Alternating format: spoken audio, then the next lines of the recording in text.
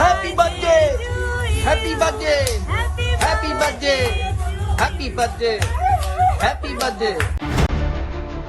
BCS পুলিশের ৩০তম ব্যাচের একজন মেধাবী ও চৌকস কর্মকর্তা হিসেবে পরিচিত ছিলেন মোহাম্মদ গোলাম সাকলাইন। তবে ২০২১ সালে চিত্রনায়িকা পরিমণিকে ঘিরে আলোচিত ঘটনার পর তার কর্মজীবনে শুরু হয় নতুন অধ্যায়। এই ঘটনার জেরে তার বিরুদ্ধে বিভাগীয় তদন্ত শুরু হয়। এরপর দীর্ঘ তদন্ত, প্রশাসনিক প্রক্রিয়া এবং অভিযোগ পর্যালোচনার পর সরকার তাকে গুরুদণ্ড হিসেবে বাধ্যতামূলক অবসরে পাঠানোর সিদ্ধান্ত নিয়েছে। ফলে একসময়ের আলোচিত এই পুলিশ কর্মকর্তার কর্মজীবনের সমাপ্তি ঘটতে যাচ্ছে। মূলত এই ঘটনা শুরু হয় ২০২১ সালের বোট ক্লাব মামলাকে কেন্দ্র করে। সে সময় ব্যবসায়ী নাসির উদ্দিন মাহমুদের বিরুদ্ধে ধর্ষণ ও হত্যাচেষ্টার অভিযোগ এনে মামলা করেছিলেন চিত্রনায়িকা পরিমণি। সেই মামলার আবার তদন্ত কর্মকর্তা ছিলেন তৎকালীন ডিবির অতিরিক্ত উপকমিশনার গোলাম সাকলাইন। মামলার তদন্তের প্রয়োজনে পরিমণির সঙ্গে তার যোগাযোগ শুরু হয়, কিন্তু সময়ের সঙ্গে সঙ্গে সেই যোগাযোগ শুধু পেশাগত পর্যায়ে সীমাবদ্ধ থাকেনি।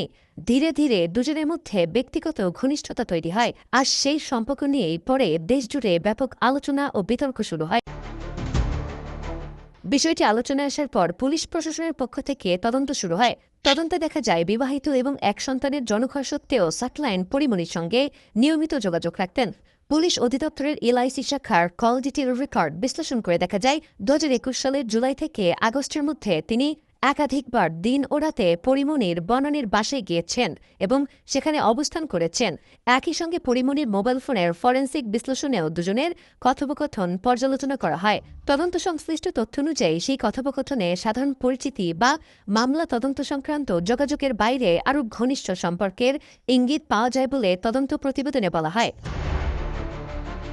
তদন্তে উঠে আসা তথ্যগুলোর মধ্যে সবচেয়ে বেশি আলোচনায় আসে ২০২১ সালের ১ আগস্টের একটি ঘটনা। তদন্ত প্রতিবেদনে বলা হয়, সাকলাইনের স্ত্রী ঢাকার বাইরে থাকার সময় পরিমণি তার রাজারবাগের সরকারি বাসভবনে যান। সেখানে তিনি প্রায় ১৭ ঘণ্টা অবস্থান করেন। সিসিটিভি ফুটেজে তাদের একসঙ্গে বাসায় প্রবেশ এবং পরে সেখান থেকে বের হওয়ার দৃশ্য ধরা পড়ে। পরে এই তথ্য বিভিন্ন গণমাধ্যমে প্রকাশিত হলে বিষয়টি আরও আলোচিত হয়ে ওঠে। এর পাশাপাশি দুজনের জন্মদিন উদযাপনের একটি ভিডিও সামাজিক যোগাযোগ মাধ্যমে ছড়িয়ে পড়ে। আর এসব ঘটনার পর তাদের সম্পর্ক নিয়ে জনমনে আলোচনা আরও বাড়তে থাকে। এর কিছুদিন পর ঘটনা প্রবাহে আসে নতুন মোড়। ২০২১ সালের আগস্টে মাদক মামলায় গ্রেপ্তার হন পরিমণি। পরে সিআইডির জিজ্ঞাসাবাদেও সাকলাইনের সঙ্গে তার সম্পর্কের বিভিন্ন তথ্য সামনে আসে। এসব তথ্য প্রকাশ্যে আসার পর সাকলাইনকে ডিবি থেকে সরিয়ে দেওয়া হয়। একই সঙ্গে অভিযোগ তদন্তে ৩ সদস্যের একটি কমিটি গঠন করা হয়। পরে সেই কমিটি তদন্ত শেষে তার বিরুদ্ধে ওঠা অসদাচরণের অভিযোগের সত্যতা পাওয়ার কথা জানায়। এরপর শুরু হয় বিভাগীয় কার্যক্রম। অভিযোগের বিষয়ে কারণ দর্শানোর নোটিশ দেওয়া হয়, ব্যক্তিগত শুনানি নেওয়া হয় এবং তদন্ত প্রতিবেদন পর্যালোচনা করা হয়। পাশাপাশি সরকারি কর্ম কমিশনের মতামত নেওয়া হয়।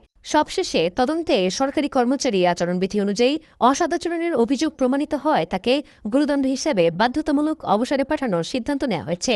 অর্থাৎ বোট ক্লাব মামলার তদন্ত করতে গিয়ে এদের সম্পর্ক একসময় আলোচনার জন্ম দিয়েছিল। শেষ পর্যন্ত সেই ঘটনায় গোলাম সাকলাইনের দীর্ঘ পুলিশি ক্যারিয়ারের পরিসমাপ্তির কারণ হয়ে দাঁড়াল।